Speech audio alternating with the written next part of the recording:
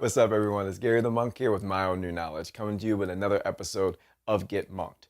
Now, this episode is with Miss Sarah Greer of New Path Therapy. She is a clinical psychotherapist as well as a counselor in trauma.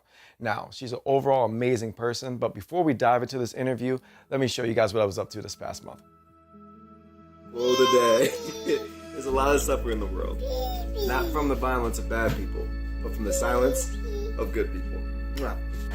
There's no light that doesn't know darkness. We got It's like a rap group. We gonna do this shit all night. Quote of the day. McGregor. I want to meet somebody who makes me feel like music does. Okay, let's be real. If you guys didn't smile today, I'm doing this for you. Smile, Jackie. That's the problem with being the strong one.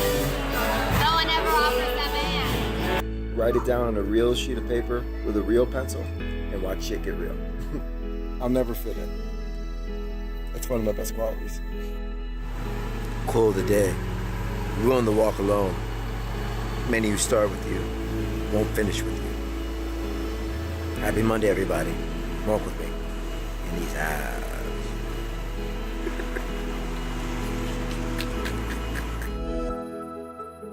Hello, everybody. I want to introduce you to my good friend, Miss Sarah Greer. How are you? Good. How are you doing today? I am well. Good. So, in the first episode of Get Monk that we have, let's say, give us back to your humble beginnings and here at the city of Scranton and Greenridge. Let me think. Born a long time ago in Greenridge. Let me think. 2 older brothers and a sister. I'm actually the youngest by 12 years, so I was kind of the baby of the family growing up. Met my husband when we were in high school. We've been together since 1991. Went to Penn State University. Okay. And you studied what there? Psychology. All right.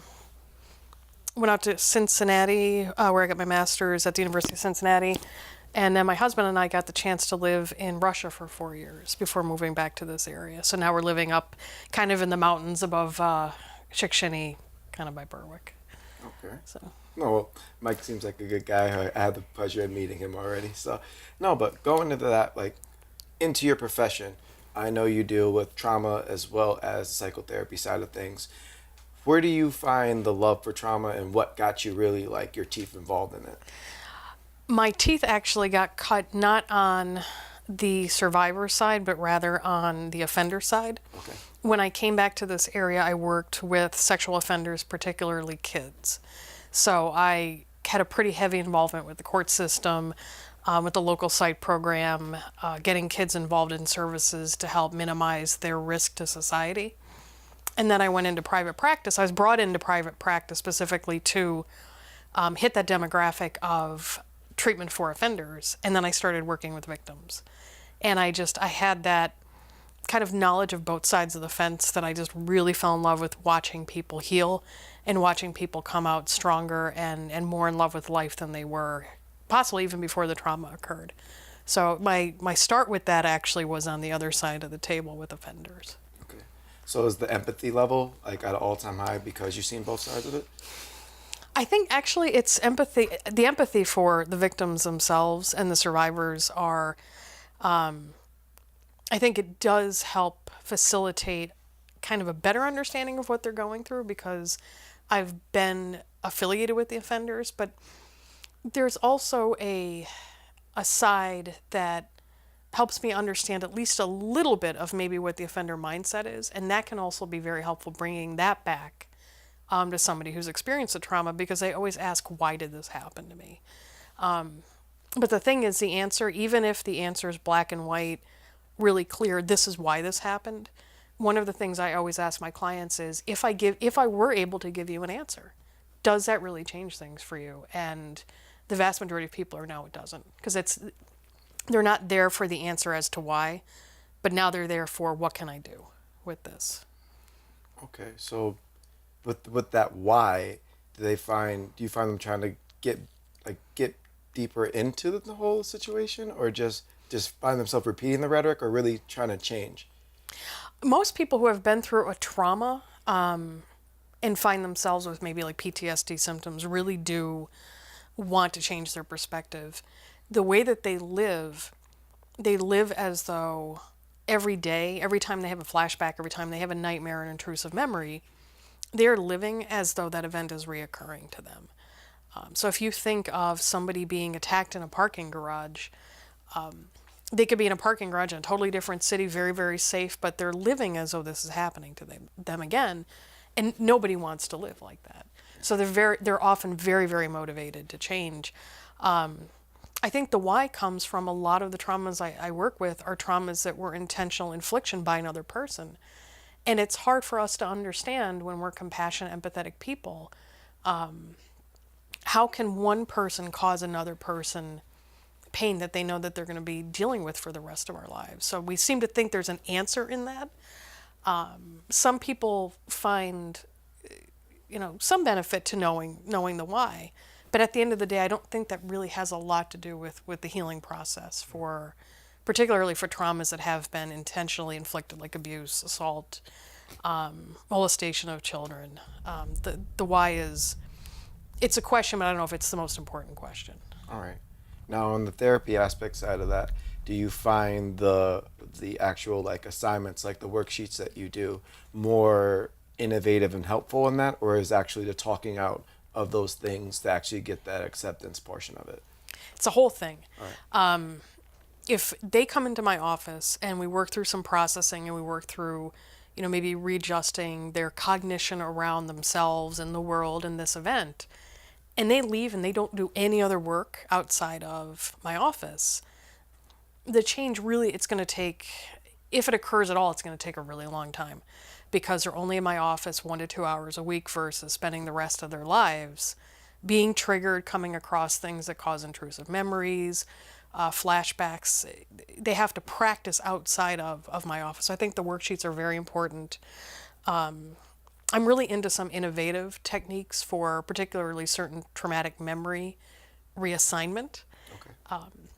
And what this is it involves retelling the trauma while stimulating, basically tapping your right leg to stimulate your left brain. Trauma is warehoused in the amygdala, which is on the right side of the brain.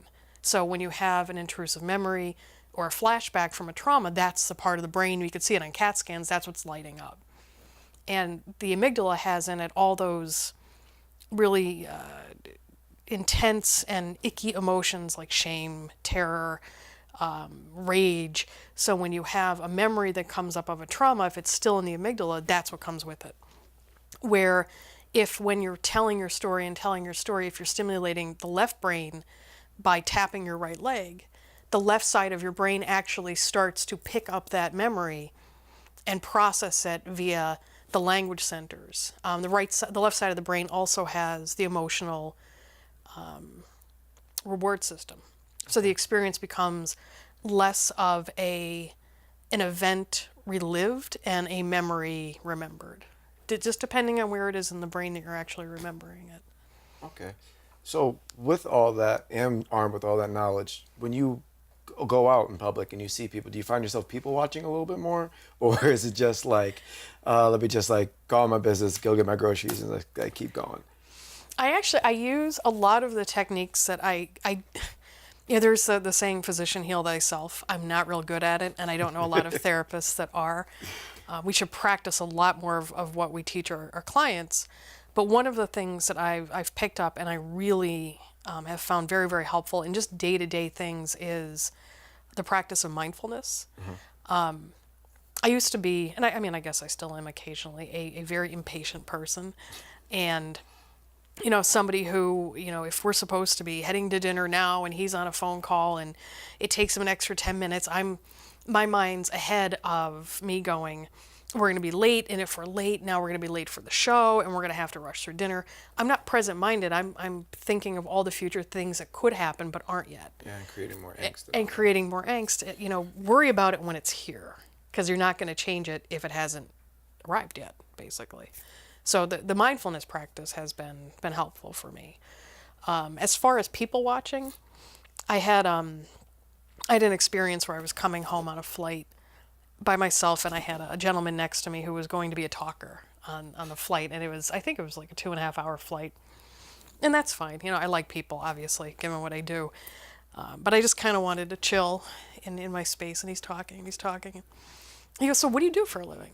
And I said, I'm a psychotherapist.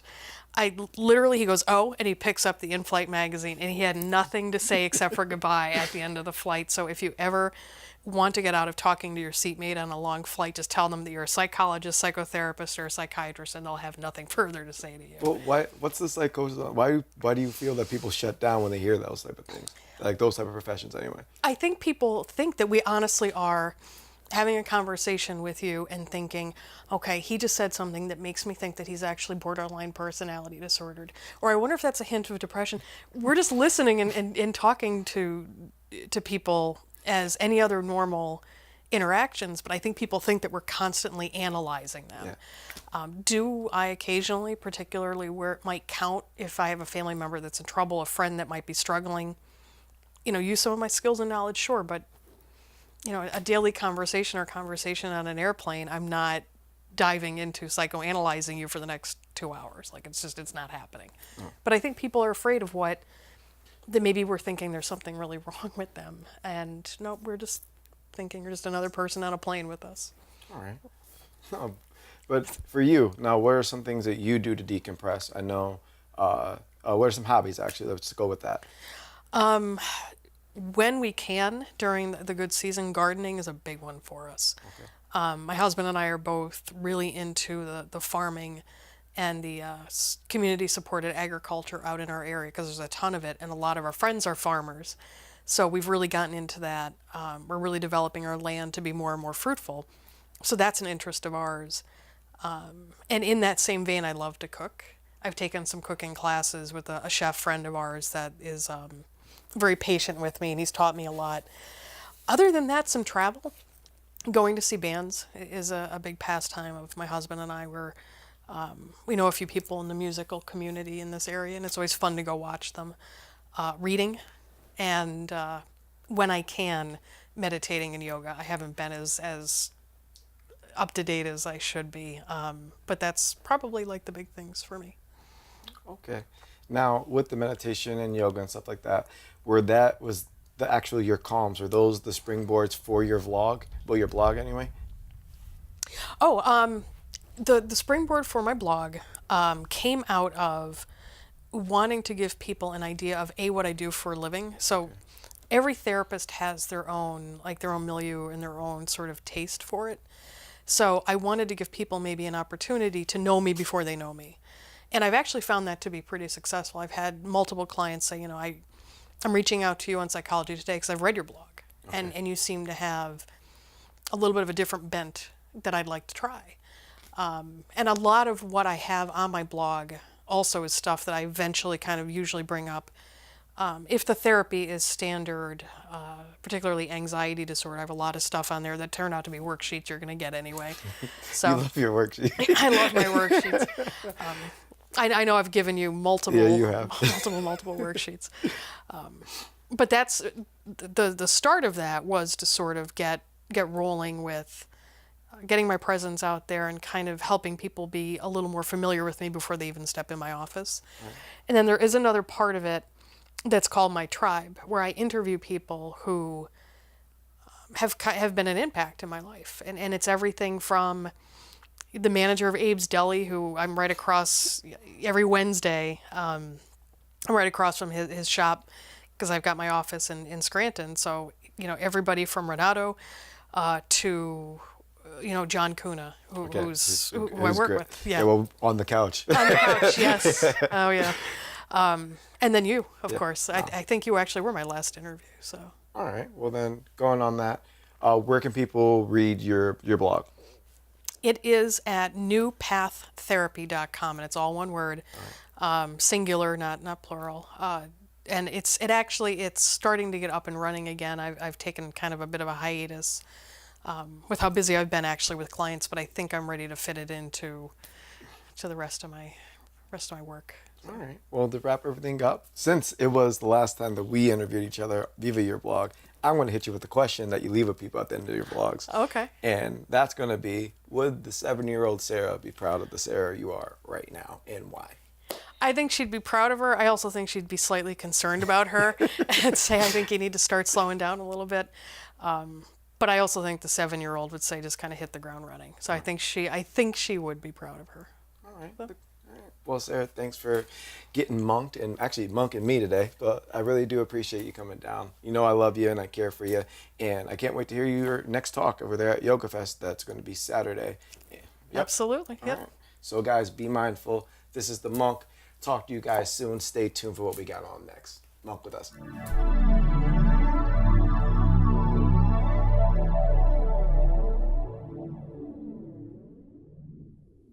Down to earth. The smell of wine fills the air as I stare at a blank canvas. Closed eyes tell the story that only my mind knows that now my hand is dying to tell. I lay down the square on the ground like I was laying a thought to bed. How shall I paint thy life? I mean blanket. Brushstrokes of red now reach high and right as I hold on tight to the things I really want to let go. The center, I'm thinking blue. Make the sky turn inward on itself as I float along the clouds. I breathe deep. By breathe deep, I mean exhale. By exhale, I mean individual. And by deep, I mean meaning. A comet by my comet that always meets me in that sky now tells me he's back. The smell of home makes the wine taste sweeter. Now off the bed we go, under the blanket that we made. Monk with me. Thanks for tuning in, everyone. That was Miss Sarah Greer. Now, she just gave us a lot of information on trauma, so hopefully you can apply that into your life. Now, to reach out to Sarah even further, please go check out her website at newpaththerapy.com, all one word. You can check out her vlog as well as services. Maybe she can help you or a friend of a friend get the help they need. But as always, guys, please stay in contact. You can follow me at Monk Melville, at Instagram, Twitter, Snapchat, or just follow my hashtag #MonkWithMe and you'll find all my content all together. But guys, thanks for tuning in. I'll see you guys next month. Monk with me.